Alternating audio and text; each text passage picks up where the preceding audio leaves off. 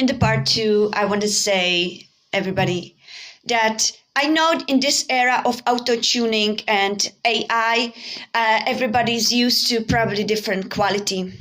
But I am working, starting musician, working absolutely on my own. I have no other people working with me. I have no other equipment rather than the simple old-fashioned equipment that I can use now.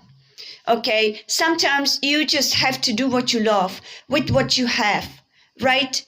No matter how cheap or bad it is. In Africa, for instance, people have a handmade beautiful instrument, right?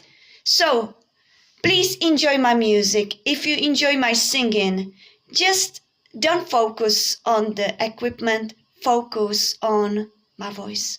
And I'll be really happy to hear from you. Thank you.